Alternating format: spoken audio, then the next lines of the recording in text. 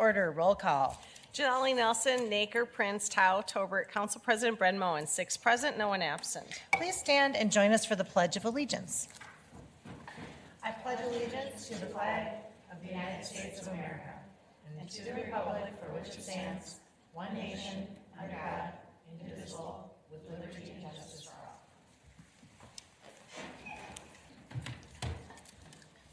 Consent agenda items 1 through 18 are before you for your consideration. Is there anything that needs to be taken separately from the consent agenda? Seeing none, Mr. Tao moves the consent agenda. All in favor say aye. Aye. Any opposed? Motion prevails. 6 in favor, no one opposed. The consent agenda is adopted. Item number 19, Resolution 19-125, recognizing the Tree Advisory Panel for 10 years of service to the City of St. Paul. Councilmember Prince, welcome. Yes, it is my great pleasure to welcome forward 4 members of the Tree Advisory Panel. 4 recent members, the panel's been in existence for 10 years now, and so we have lots of present and former members that we want to recognize. But today we have, and if you could just maybe, this is Lieben McCormick, Rebecca Ketter, Brenda Danner, and Christine Suter. And I will read the resolution, and then the panel members have a couple of comments. Whereas the St. Paul Parks and Recreation Department established the Tree Advisory Panel in January 2009 to connect St. Paul forestry with the community, and whereas the panel is made up of St. Paul residents representing each city council ward, city staff, members of the business community, the University of Minnesota, and Friends of the Parks and Trails of St. Paul and Ramsey County, and whereas the Tree Advisory Panel's mission is to serve as a link between the St. Paul forestry and people of St. Paul to preserve, promote, and enhance the urban forest of St. Paul, and whereas the Tree Advisory Panel reviews and advises the St. Paul Forestry Division on its policies, procedures, and operations regarding trees, and assists in setting goals to promote and sustain a healthy and diverse urban forest, helping to develop strategies to address its health, including research and study of emerging threats. And whereas the Tree Advisory Panel has undertaken major activities, including addressing green infrastructure opportunities with light rail, supporting the request for increased forestry funds, advocating for the preservation of St. Paul's mature tree canopy, and whereas the Tree Advisory Panel works with St. Paul Forestry on the Landmark Tree Program to locate, document, and compile a record of remarkable trees within the city of St. Paul, including some that have existed here since long before St. Paul was a city. And whereas the Tree Advisory Panel educates and informs the public about emerald ash borer, something familiar to all of us, advises St. Paul Forestry on strategies for preserving established canopy and lessening effects of tree loss, and encourages the public to become actively involved in the protection of trees in both the public and private domain. Therefore, be it resolved that the City Council of the City of St. Paul extends its deep gratitude to present and past members of the Tree Advisory Panel for the passionate dedication, commitment, knowledge, and expertise they bring to its mission to ensure the beauty, health, and vitality of St. Paul's urban forest. Thank you. Thank you for this resolution. We especially want to thank Councilwoman Jane Prince for her support and acknowledgement of the Tree Advisory Panel's efforts over the last 10 years. We appreciate your kind accolades and for helping all the past and present members see the value of the Tree Advisory Panel to the city.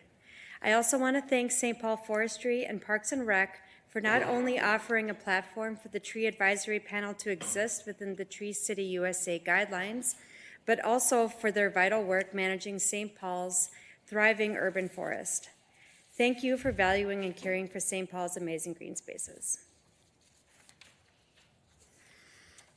As was shared in the resolution, we're a group of 10 volunteer citizens that meet monthly to help blend the bureaucracy of city government with the real-world application of urban forestry through education, outreach to the residents of St. Paul. Our current efforts are now obviously focused on ash trees and the threat of emerald ash borer. We are working to provide ideas and strategies to the residents and the city to soften the harsh reality of widespread boulevard and private tree loss, along with ways to cushion the monetary blow to the city and residents' budgets. To retain the benefits these trees provide to the community, we want to be sure that a portion of the remaining healthy ash population within the city receive regular treatments to protect them from emerald ash borer. We look forward to providing many more years of volunteer service within St. Paul. And again, thank you for this resolution and your continued support of St. Paul's urban forest. Thanks. Thank you. Thank you. And we always welcome the opportunity to bring groups like the TAP. We were accidentally saying the TAB earlier, but the Tree Advisory Panel, because the work that you're doing is so incredibly important, and this is a great place to just give it a little louder voice, amplify the work that you're doing. It really came to my attention when you started looking for people to fill vacant board seats a bit ago, and I was like, oh, we have a tree advisory panel, and it's incredible. I don't think any of us, when we originally ran for office, knew how much time we would spend talking to people about trees and how passionate they are about tree removal and tree placement. And it's just something that is incredibly important to people. So the work that you're doing, I think, as you said, kind of buffering between, the bureaucratic world and the reality world of an urban treescape is so important. So it's wonderful to have you here today and to lift up the work that you're doing and share some gratitude towards you. So thank you so much. And I also want to recognize Emily Mumford, who just arrived. And I'll give you a copy of the resolution for the TAP, and you guys we're happy to make copies. I do also want to mention, because it's very timely, that our local journalist, Jane McClure, has an article in the most recent Villager about the emerald ash borer issue.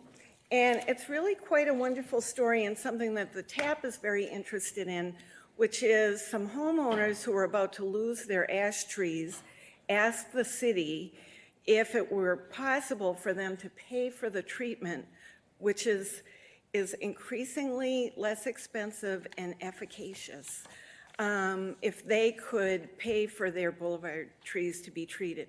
And the city did agree to it. So I think it's a model that we may be able to look at, where people have that ability to assist in treatment of trees that are still salvageable. So I just want to call your attention to this week's Villager, and it's page 5. So thanks to all of you. Any other comments? We'll make sure the tree advisory panel helps us figure out how to make that an equitable program, so it's not just areas of means that get to keep their trees if they can pay for them on the boulevards. That's your next job. Let's make it official. Ms. Prince moves the resolution. All in favor say aye. Aye. Aye. Any opposed? Motion prevails. 6 in favor, no one opposed. The resolution is adopted. Item number 20, first reading of ordinance 19-2, granting the application of James Jarman and Sarah Jarman to rezone the property at 541 Selby Avenue for RM2 multifamily residential to BC community business, and amending Chapter 60 of the Legislative Code pertaining to the zoning map. This ordinance is laid over to January 23rd for second reading. Item number 21, first reading of ordinance 19-3, granting the application of Peggy Dahl to rezone property at 1375 Cleveland Avenue North from RM1 low-density multifamily residential to RM2 medium-density multifamily residential, and amending Chapter 60 of the Legislative Code pertaining to the zoning map. This ordinance is laid over to January 23rd for second reading. Item number 22, resolution public hearing 19-15, authorizing the execution of a business subsidy agreement for the Taste of Rondo project. This is a public hearing. Is there anyone here to speak to this item? Seeing none, Mr. Tao moves to close the public hearing and approve. All in favor, say aye. Aye. Any opposed? Motion prevails. 6 in favor, no one opposed. The public hearing is closed and the resolution is adopted. Item number 23, resolution public hearing 19-17, giving host approval to the issuance of conduit multifamily housing revenue bonds by the City of Coon Rapids on behalf of Common Bond Communities for the Community Plaza project at 709 Central Avenue. And just to note that this item will need to be continued to Wednesday, January 23rd due to a placement of the agenda issue. All right, so because we noticed this public hearing, we will hold, this is a public hearing. Is there anyone here to speak to this item? And seeing none, we will hold the matter over till next week where we can continue the public hearing and hear anyone here to testify on that item. All in favor of the layover, or is it just a layover? All in favor, say aye. Aye. Any opposed? Motion prevails. 6 in favor, no one opposed. The public hearing is continued to January 23rd at 3:30 PM. Suspension item. Ms. Nelson moves suspension of the rules. All in favor, say aye. Aye. Any opposed? Motion prevails. Resolution 19-131, accepting the gift of use of a TR-8 Techno Alpin snow gun for use by the Department of Parks and Recreation at the Como Park Ski Center for the 2018-19 winter season. Sometimes these things give me the giggles. What is that? In any case, item under suspension, it just was simply an oversight on staff's part. Yep. Okay. I move to approve Resolution 19-131 under suspension. All right, any further discussion? All in favor, say aye. Aye. Any opposed? Motion prevails. 6 in favor, no one opposed. The resolution is adopted. Legislative hearing consent agenda items 24 through 73 are before you for your consideration. Ms. Mormon, welcome. Vice President Ben-Moen, I'm not aware of anyone here to testify on a legislative hearing item. Great. Okay, so we are hearing now items number 24 to 73. If you are here to speak to any item between 24 and 73, this is a public hearing. Seeing none, Ms. Prince moves to close the public hearing and approve. All in favor, say aye. Aye. Any opposed? Motion prevails. 6 in favor, no one opposed. The public hearing is closed and the consent agenda is adopted as amended. And with that, we come to news from the wards. Does anyone have anything they'd like to share this afternoon? Ms. Prince? I have two things. Tonight, now that we don't have our public hearing tonight, I will be able to attend the District 1 community meeting on Gold Line BRT stops in the District 1 area. And the meeting will take place from 6 to 7:30 at Battle Creek Rec Center. There'll be lots of information brought forward by our Met Council and Metro Transit staff, and great discussion and opportunity to have input on the planning for those stops. The second thing that I'm happy to announce is that this Saturday, January 19th, at the Sunray Library from 2 to 4 p.m., we are having a fine-free library celebration where we're welcoming everybody back to Sunray Library that is now fine-free. So come and learn about the policy, meet Mayor Carter, enjoy entertainment from artists including the Duala Soul Collective, local poet Mei Li Yang, who's amazing, St. Paul rapper Brandon Moore, and kids' activities including story time and hands-on play, and free cookies from the cookie cart. And I was invited to have the honor of calling bingo at the event, so who knew? So anyway, come to Sunray from 2 to 4 on Saturday. I had to write that down because it's free cookie cart cookies and you're calling bingo. Yeah, It's pretty- imagine. Imagine that on Saturday.